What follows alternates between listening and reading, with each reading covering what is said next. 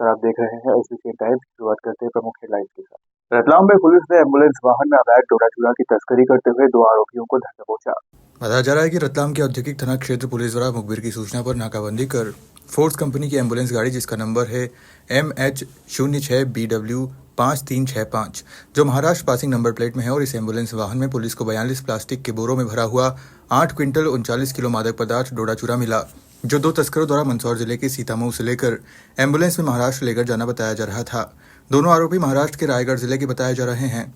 रंजीत और रुपेश जिस एम्बुलेंस अवैध डोडा चूरा की तस्करी कर रहे थे उस पर महाराष्ट्र सरकार के उप मुख्यमंत्री अजित पवार का फोटो लगा हुआ है और राष्ट्रवादी कांग्रेस पार्टी एम्बुलेंस पर लिखा है। हालांकि मामला तस्करों का पुलिस को चकमा देने के लिए यह तरीका भी हो सकता है। फिलहाल पुलिस मामले की बारीकी से जांच कर रही है।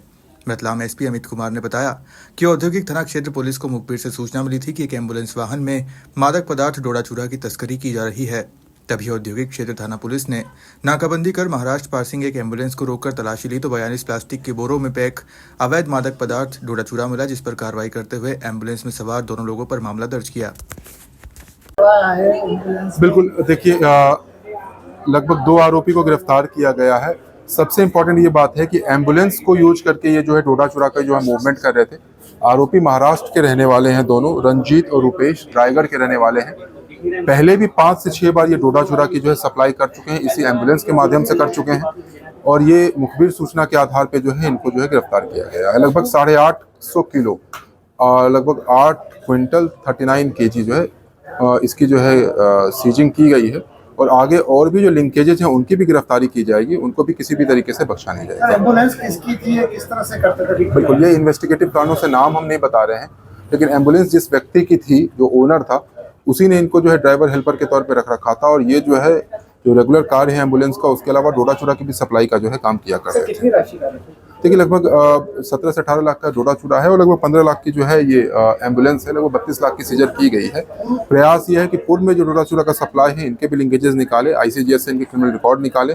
सीतामऊ से ये जो है डोडा चूरा ला रहे थे उनको भी जो है हम टारगेट करेंगे और साथ ही साथ जहाँ ले जा रहे थे उनको भी करेंगे। उसके बाद वो आरोपी कहाँ कहाँ सप्लाई करता था उनकी तरफ भी हम आगे बढ़ने का प्रयास करेंगे। आगे कुछ प्रयास रहेंगे पुलिस के, जिस तरह से एम्बुलेंस से सब कुछ हो रहा है तो आगे भी? हाँ, एम्बुलेंस को लेकर के हम चेकिंग अभियान जरूर चलाएंगे। ये देखने को मिला है कि प्राइवेट एम्बुलेंसेज जो है बहुत ज़्यादा जो है फिर एक्सटॉर्शन एक्टिविटी से लेकर के बहुत सारी चीज़ों में भी इन्वॉल्व रहते हैं।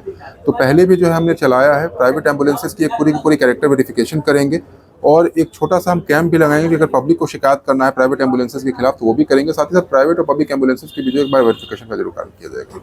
ठीक है। हर साल की तरह इस बार भी कार्तिक महीने में मनाया जाने वाला 5 दिवसीय दीपोत्सव यानी पंचपूर्व पूरे उत्साह के साथ मनाया जा रहा है। लेकिन इस बार दीपावली की तिथि को लेकर कुछ मतभेद हैं। 2 दिवसीय अमावस्या के कारण आचार्यों के अलग अलग मत सामने आ रहे हैं, जिससे सनातनी समाज में भ्रम की स्थिति उत्पन्न हो रही है। इस भ्रम को दूर करने के लिए हमारे editor in chief Nemichand Rathore ने ज्योतिर्विद राघवेंद्र रविश राय गौड़ से विशेष बातचीत की। उन्होंने बताया कि इस बार दीपावली का पूजन 31 अक्टूबर को ही क्यों उचित है। आइए जानते हैं इस पंचपर्व की प्रमुख तिथियों और उनके महत्व के बारे में। नमस्कार, मैं हूं नेमिचंद राठौर। आप देख रहे हैं एसबीसी टाइम्स। दीपावली का त्यौहार आने वाला है। जनता के बीच में ऊहापोह की स्थिति बनी हुई है कि दीपावली 31 अक्टूबर की बनाई जाए या 1 नवंबर की। इसके लिए हमारे साथ हैं ज्योतिर्विद राघवेंद्र रविश राय गौड़। हम उनसे चर्चा करेंगे कि किस प्रकार से दिवाली कब बनाना उचित रहेगी। राघवेंद्र जी, आपका स्वागत है एसबीसी टाइम्स में। बहुत बहुत धन्यवाद। विष्णु पत्नीम क्षमाम देवीं माधवी माधव प्रियाम लक्ष्मी प्रिय सखी भूमि नमाम्यच्युत वल्लभाम। जैसा कि हमें समूचे देश में ये उठापोह की स्थिति है कि 1 नवंबर की अपेक्षा 31 तारीख को मनाई जाए या 1 तारीख को दीपोत्सव पर्व मनाया जाए।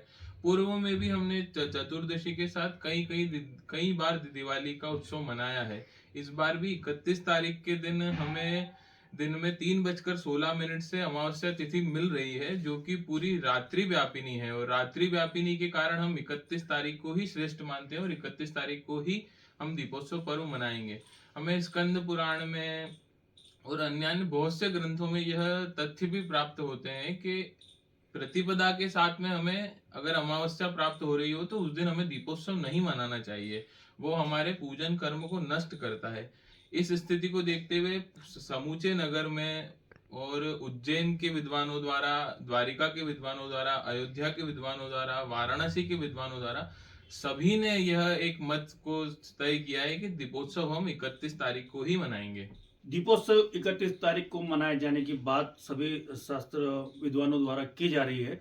जब दीपोत्सव 31 तारीख को मनाया जाएगा तो अपने पड़वा का जो रहता है, गोवर्धन पूजा का जो समय रहता है, वह कब मनाना जाता है? गोवर्धन पूजा अमूमन हम यह देखते हैं कि दिवाली के अगले दिन ही हम मनाते हैं, पर इस बार चूंकि हम चतुर्दशी के दिन ही दीप पर्व मना रहे हैं, 31 तारीख के दिन दीपोत्सव होने के कारण हम 1 नवंबर का दिन हमें खाली प्राप्त हो रहा है। उस दिन हम हमारे स्वजनों से मिलें और जितना भी हमारा दीप पर्व है उसको उत्साह से मनाएं। क्योंकि हम 1 तारीख के दिन को अमावस्या दीप दान पुण्य दान की मान रहे हैं, तो इसलिए हम गोवर्धन पूजा को 2 तारीख के दिन ही कर पाएंगे। 1 तारीख का दिन हमें रिक्तता से प्राप्त हो रहा है, तो उस दिन हम इस पर्व को उत्साह उमंग के लिए अपने घर में मनाएं, पर गोवर्धन पूजा तो हम 1 दिन छोड़ के ही कर पाएंगे।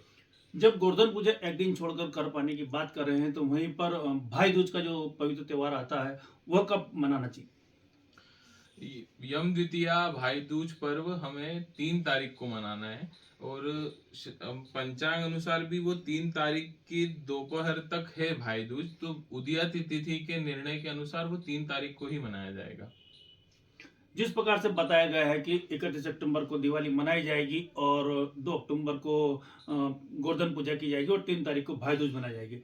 अब मैं पंडित जी आपसे पूछना चाह रहा हूँ कि धनतेरस कब मनाना है और रूप चौदस, और दोनों का महत्व क्या है, उसके बारे में बताइए। धन्वंतरी त्रयोदशी हम इस बार 29 तारीख को मना रहे हैं। 29 तारीख के दिन हमें, और धन्वंतरी त्रयोदशी से जुड़ी कई कथाएं प्राप्त है। इस दिन कुबेर भंडारी का पूजन विशेष होता है और भगवान धन्वंतरी इसी दिन समुद्र मंथन में अपने हाथ में अमृत का कलश लेकर के भी प्रकट हुए थे। कुबेर का पूजन, लक्ष्मी का पूजन, धन्वंतरी का पूजन, मतलब हमारे आरोग्य का पूजन, हमारी संपदा का पूजन और हमारे ऐश्वर्य का पूजन। इसीलिए अमूमन इसी दिन पूरे समूचे नगर में खरीदारी आप देखते हैं तो मार्केट में बहुत बढ़ जाती है और 29 तारीख के दिन हम धनतेरस का पर्व मनाएंगे। कहते हैं कि रूप चौदस और नरक चौदस, तो ये रूप चौदस और नरक चौदस में अंतर क्या है? रूप चौदस नरकासुर का भगवान कृष्ण ने इस दिन वध किया था, इसलिए इसे नरक चतुर्दशी कहते हैं। कई पुराणों में हमें भगवान हनुमान जी के जन्म का भी यह दिन प्राप्त होता है, तो इसलिए इसे हनुमान जन्मोत्सव भी कहते हैं। और इस दिन भगवती माता लक्ष्मी सभी को स्वरूप और सौभाग्य देती है, इसलिए इसे रूप चतुर्दशी भी कहा जाता है। ये थे हमारे साथ ज्योतिर्विद राघवेंद्र रविसाई गौड़, जिन्होंने बताया कि 31 अक्टूबर को दीपावली पर्व मनाया जाएगा और 2 नवंबर को गोवर्धन पूजा की जाएगी और 3 नवंबर को भाई दूज का त्यौहार मनाया जाएगा। एसबीएन टाइम्स के लिए नेमीचंद राठौर, मंदसौर। एमपी के मंदसौर में खेत में पशु आने की बात पर हुए 2 पक्षों में विवाद जमकर लाठियां और गोलीबारी हुई। दोनों पक्षों के लोग आमने सामने हो गए। घटना में एक युवक की मौत हो गई, तो वहीं दोनों पक्षों के 6 लोग घायल हुए हैं। घायलों को जिला अस्पताल भर्ती करवाया गया है। सूचना के बाद मंदसौर एसपी अभिषेक आनंद सहित बड़ी संख्या में पुलिस बल जिला अस्पताल पहुंचा। सोमवार दोपहर मंदसौर के यशोधर्मन नगर थाना क्षेत्र के गांव मुल्तानपुरा में हुए इस विवाद में घायलों ने बताया कि खेत में पशु आने व नुकसान की बात पर विवाद की शुरुआत हुई, जिसके बाद दोनों पक्षों के लोग आमने सामने हो गए और विवाद में जमकर लाठियां और हथियार चले। आरोप है कि गोलीबारी भी हुई, जिसमें गंभीर घायल आबिद खान की मौत हो गई, तो वहीं 2 महिलाएं सहित 6 लोग घायल हो गए। सभी घायलों का मंदसौर जिला अस्पताल में इलाज चल रहा है। यशोधर्मन नगर थाना पुलिस मामले में अपराध दर्ज कर आगे की जांच में जुटी है। बताओ क्या बात? हम तो हमारे घर पे थे, मेरे मामू के खेत पे जो बालवर की बेल बो रखी, उसमें उसके डांडे घुस गएंगे, तो लकड़ी लेके छोड़ने गए तो उन्होंने किया कि देखो तुम्हारे डांडे बिगाड़ा कर गए। तो अफजल उसने गोपाल बलई ने पीछे से पकड़ा मामू को, उसके छोरों ने तीनों ने डंडे से मारा। हम तो कोई भी नहीं थे खेत पे, तो मामू का फ़ोन आया। मामू जैसे भगते भगाते खेत पे आए, मामू का फ़ोन आया कि मेरे को बहुत मारा उन्होंने, मेरे को मारा। तो हम गए पूछने किया मामू क्या के लिए मारा, तो हम जाके बस वहाँ बैठे ही थे। तो इतने में इनके 2 बच्चे आए, ढोर लेने आए। हमने किया पुलिस आ रही है, ढोर को देख लेगी कि बिगाड़ा कर दिया, उसके बाद तुम ले जाना। वो बच्चे जैसे ही वापस गए, ये आदमी अफजल मतारी आया हमारे पास कि मैं समझाऊँगा। अफजल मतारी हुआ गया, वहाँ से पीछे गाड़ी पे बैठ के आया, इसका चोरा आगे बैठा हुआ था।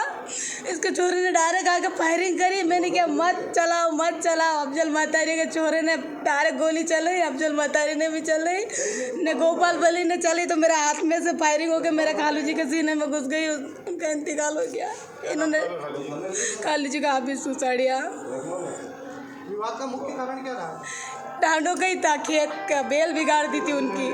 तो कहने कितने लोग घायल हुए आपके यहाँ से? हमारे 2 मेरे भाई है, एक मेरा मामू है, एक मेरे खालू जी का तो इंतकाल हो गया और एक मैं हूँ। 5 जन घायल है। अफरोज भैया अफजल। क्या विवाद हुआ था पूरा? अरे गोपाल भाई ढांडे इनके खेत में चले गए थे। ये 25-30 आदमी तलवार धैर्य बंदूक लेके आए, गोली चली मेरे पे, बीच वालों पे भी, हमारे पे, मेरे छोरे के मारी। फिर उधर से गोपाल भाई उन्होंने चली, आमने सामने चली गोली, तो मेरे पे लगी, इनकी गोपाल भाई की इनके लगी। गोपाल कौन? मैं 2 से पास में रहता हूँ।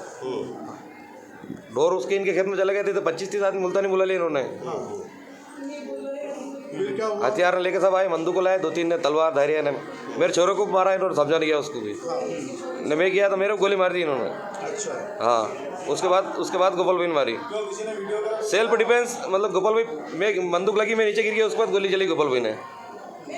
हाँ, इन्होंने गोली चली पहला मेरे पे, मेरे छोरे को तलवारों से मारा इन्होंने। हाँ, अपनी तरफ से कितने लोग घायल हैं? अपनी तरफ मेरे छोरन 2 ही गोरे घायल हैं। ये 2-3 तो लेडीज थी, 7-8 जने थे।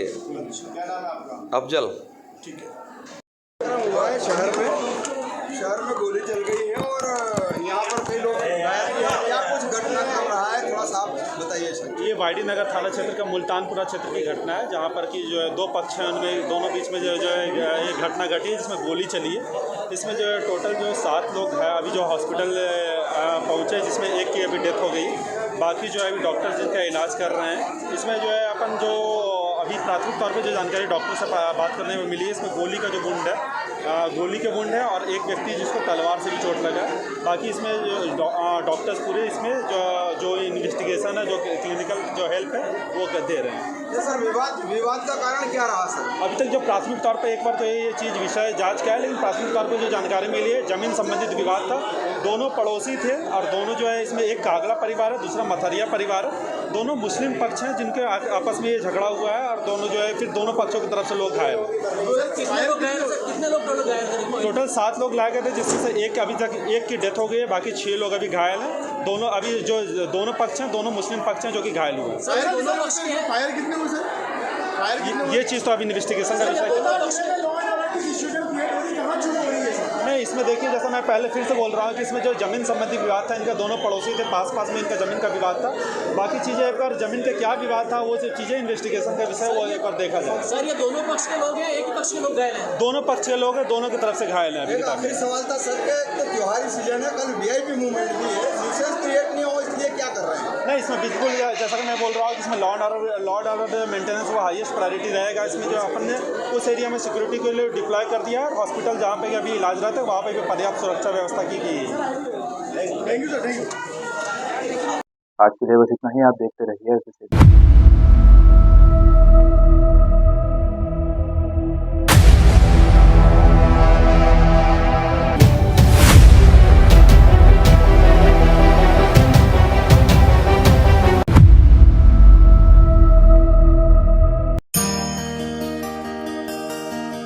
त्योहारों के अवसर पर अपने व्यापार को नई ऊंचाइयों तक पहुंचाए श्री बालाजी केबल नेटवर्क के साथ। हमारे केबल नेटवर्क पर विज्ञापन देकर अपने उत्पादों और सेवाओं को हर घर तक पहुंचाए। अब आपके व्यापार का प्रचार है बस एक कदम दूर। विज्ञापन के लिए संपर्क करें नेमीचंद राठौर 9425369602 7000409673। श्री बालाजी केबल नेटवर्क, आपके व्यापार का भरोसेमंद साथी।